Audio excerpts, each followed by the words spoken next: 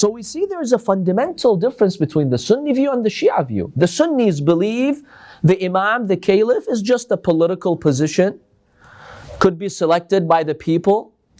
And in fact, there aren't many conditions for the ruler to fulfill. Even if the Imam or Khalifa deviates, spreads corruption, commits sins, kills people, commits act of injustice, you have to just shut your mouth and accept. Who says that? Sahih Muslim. Listen to this hadith in Sahih Muslim. Supposedly, Rasulullah sallallahu alayhi wa said, يَكُونُ بَعْدِي أَئِمَّةٌ لَا يَهْتَدُونَ بِهُدَايِ وَلَا يَسْتَنُّونَ بِسُنَّتِي. In Sahih Muslim, which is the second most prominent book of hadith that they have, the other schools of thought, after Bukhari, the Prophet ﷺ supposedly in this hadith says, after me there will be leaders, imams. They will not walk on the path of guidance that belongs to me. And they will not observe my sunnah. وَلَا يَسْتَنُّونَ بِسُنَّتِي. Then the Prophet ﷺ says, وَسَيَقُومُ رِجَالٌ قُلُوبُهُمْ قُلُوبُ الشَّيَاطِينَ فِي جُثْمَانِ إِنسٍ. The Rawi, the person who heard this hadith from the Prophet, he asked him, كيف أصنع يا رسول الله إن أدركت ذلك? Ya Rasulullah, if I will live to experience such an era where the Imam, the Khalifa is not following your sunnah, is not on the path of guidance, what should I do? You know what the Prophet ﷺ says in this hadith? قال تسمع وتطيع للأمير. You have to listen and obey the Amir. وَإِنْ ضَرَبَ ظَهْرَكَ. Even if he hits your back. وَأَخَذَ مَالَكَ. He confiscates your money and property. فَأَسْمَعْ وَأَطِعْ. You have to listen and you have to obey. Brothers and sisters, does a prophet, let alone a prophet, does a wise person say words like these? If I appoint someone not to rule a state or a city, I appoint someone in my business, I have a little business and I want to go away for a month. And I appoint someone and I tell you, look, even if you see this guy destroying my business, just say yes. Accept. Even if he oppresses you, doesn't pay you, and he just goes against the very values that my business is based upon, just accept. Even if he beats you, accept. What will you say about me if I do this? Would you have respect for me? And this is Rasulullah sallallahu alaihi wasallam, the greatest creation of God. These are the words of Sahih Muslim. And they consider these hadith sahih.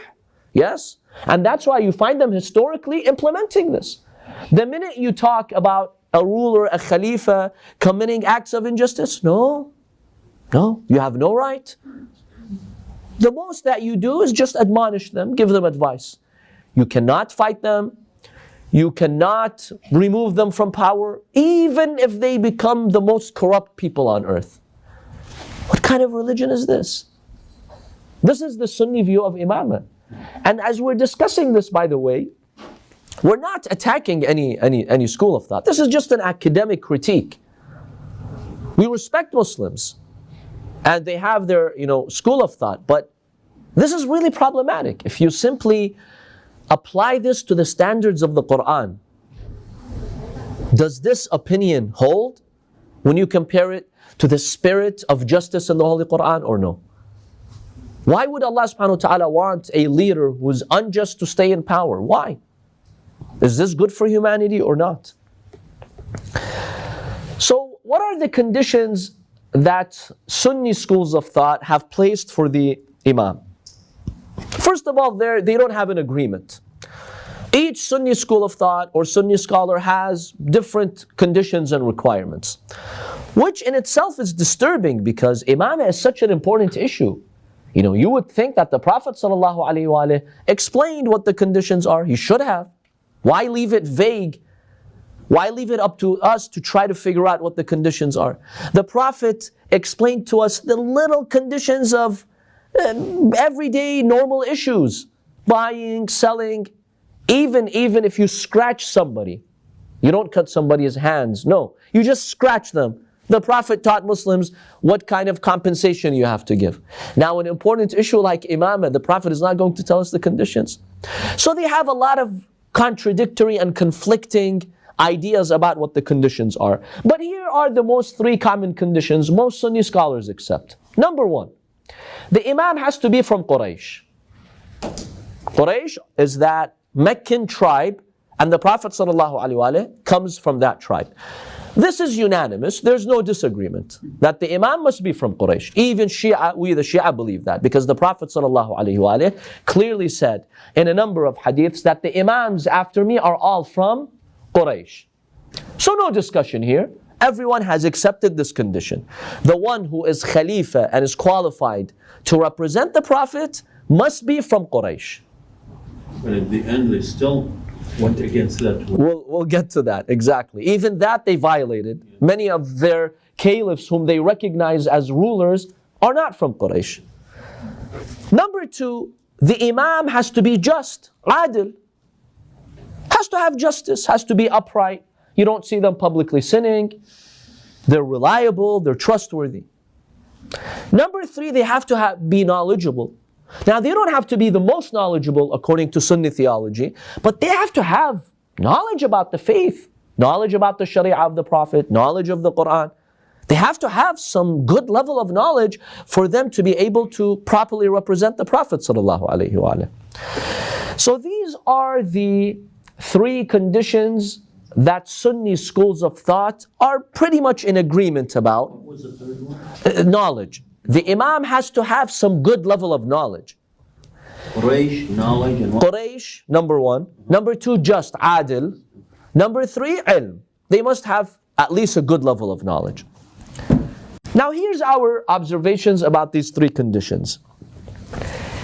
If Sunnis accept, Sunni scholars and theology, if they accept that justice, adala, is a requirement for the imam, how do they accept these hadiths that say if the imam becomes unjust and corrupt, you still have to obey them?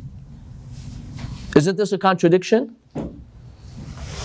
Or you think this is reasonable and logical?